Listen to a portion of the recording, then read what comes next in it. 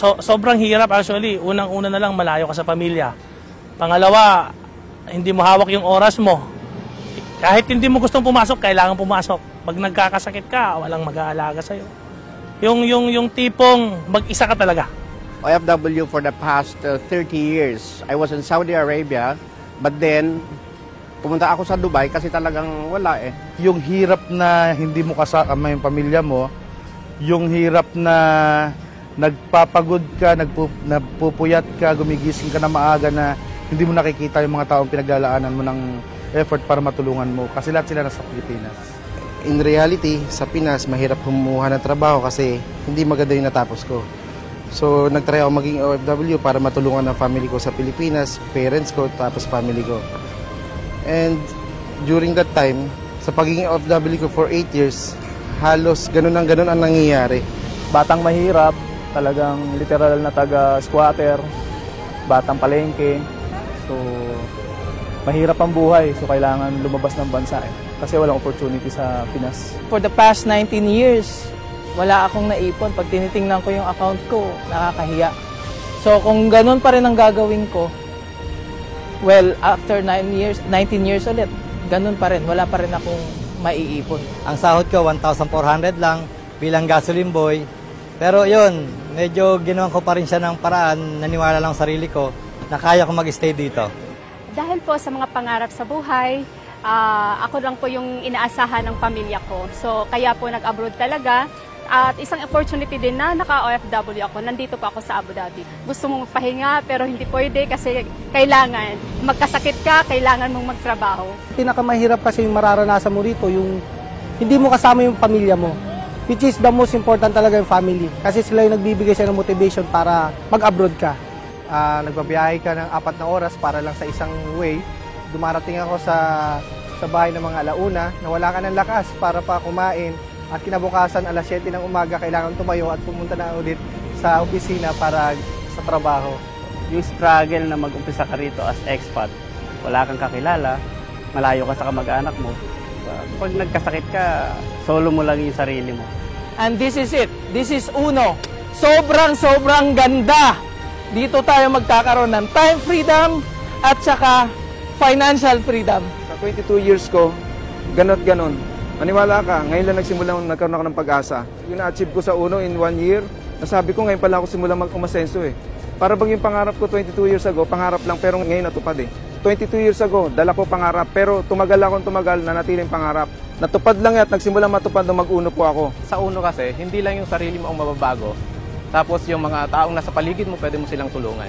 In a span of 6 months, dito namin nakita talaga na naging Millionaires Club kami.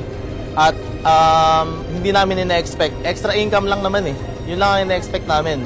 Pero, pagdating ng ilang taon lang, eto na kami, napakalaki ng resulta na kayang-kaya mo rin. Makita ko yung Uno, nakita ko yung opportunity ng isang negosyo na matuturuan kang kumita, matututo ka magnegosyo. Kung sa employment tayo mananatili, malayo nating maabot yung mga pangarap natin para sa mga pamilya natin. So this is a perfect opportunity na very low yung i-invest mo, pero kayang-kayang tuparin yung pangarap mo. Uno na po ang the right vehicle para tayo mapauwi ng maaga po.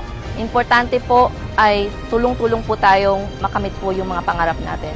Sa out of 16 na networking na nasalihan ko, ang Uno talaga ang number 1. Ito na yung business natin while we are working, being employed. Maniwala kayo, may mangyayari at may mangyayari. Pwede naman 25 years old, kumikita ka na ng milyon di ba? So why not? Tingnan natin, subukan lang natin, walang mawawala sa atin. Kita namin na maganda ang sistema, ang mga leaders dito, may integrity, may humility. Nakita namin na talagang ang daming tao ang natulungan ng Uno na maabot yung mga pangarap nila sa buhay. Ang pagkakaya ba lang natin, nag-decision kami na gawin namin ng Uno. Tinodo lang namin dito At tapos, eto na. So this is what I'm doing now and I'm very happy. Thanks, Uno. You changed my life. Grab mo yung opportunity na sa tingin mo magbabago sa buhay mo. 360 degrees pwedeng baguhin yung buhay natin. At ang priceless po dito is yung mga taong matutulungan natin.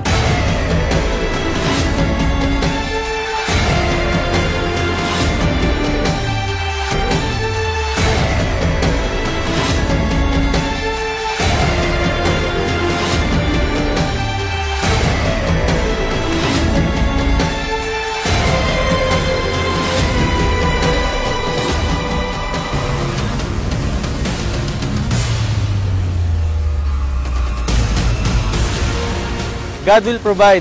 There is Uno. So live the life that you have imagined.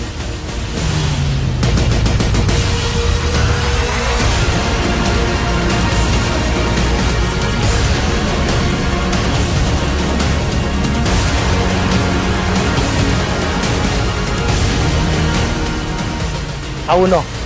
It changed my life. Mangarap lang kayo. Gawin nyo na siya. I'm doing Uno para dito sa aking mga anak. Malalim kasi ang Uno eh. This is the right opportunity. Ito po yung sagot sa kahirapan. Sa tulong ni Lord, walang imposible. Kaya niya din.